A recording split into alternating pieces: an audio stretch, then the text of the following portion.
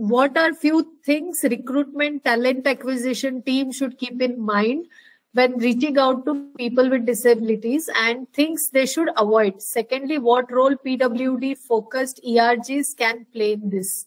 So to answer your first question, I think when you reach out to the people or the candidate, the first thing is you just ask them what accommodations they need. There's nothing that we can assume. Like, I don't need a sign language interpreter, but somebody who's in that may need a sign language interpreter. So you just reach out to them and see what they need. And the one thing that you can do is don't make any assumption. Just because you had an experience with this, just go with a blank mind and then see and decide. So that's the one thing I would suggest. And the second thing is give them a little more time. Okay? Like if you give everyone like 1 hour, give them like 1 hour, 15 minutes extra. And at the starting, just try to make them comfortable and try to build their confidence. You see, the other people, they don't really need you to build their confidence. But some PWDs, like if you talk to them and if you just up their confidence, they can do a lot. They can film along. And I think ERG, so as I said, so it's not really necessary to have an ERG. But it depends. It depends on the size of your organization, like how many employees you have. So strictly not necessary to have an ERG, but some benefits are you can have a budget. Okay, like say Prata is conducting some recruitment drive. Okay, so then she's looking for sponsors for the venue and everything. So like if you have an ERG, you can ask some budget for it. You can earmark some budget for it. Without an ERG also it's possible. The second thing is the monthly, weekly ERG meetup. They give a safe space for people to express themselves. Okay, like so many people are always on the project. Okay, like it is not only the LGBTQ people who come out, the people with disabilities also have a sort of coming out there. From the time they discover the disability to the time they disclose it, to the time they accept it. So there is a phase between that. So when you have an ERG monthly meeting or weekly or bi-weekly, and giving them a safe space, like if today I opened up, somebody else will open up in tomorrow's meeting, like that.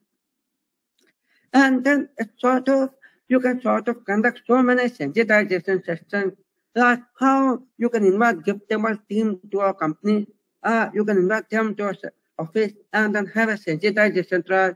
So all of this with the planning and everything, if you have a dedicated ERG group, it makes it much more seamless and easier. There's a question from Sadaf Khan. Have you ever been discriminated after getting a job within the company? I generally see hesitation from managers to give stakeholder management role to people with hearing impairment, especially external client. Has been an issue for you? If yes, how did you overcome that? So yes, I haven't discriminated, and that happens in the journey of life. Once in a while, you do get discriminated, or maybe like sometimes more, sometimes less. So like when I was sent to the client place for the first time, the client, he was a grand old man with a very like a Santa Claus like beard. So with so much of beard, I couldn't even see the lips. So there was no question of reading the lips. And so he got very upset when I spoke something. I couldn't follow it. And then I phoned my manager and said, what sort of a person you have sent here? How am I going to deal with him? He really can't listen a word and I don't have the time to explain everything or write everything on paper. So my manager just heard him out. And my manager said that he's the best person we have, but it takes him some time to get used to your communication. So just give him a couple more days and he'll get used to it.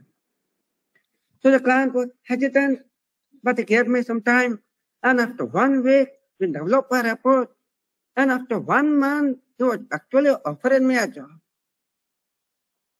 So it's about like, as I said, I don't let the disability in front of me. For me, I'm a person, the disability is behind me. So then I was not interested, like I was not I was what I'm saying. I was not about defending myself.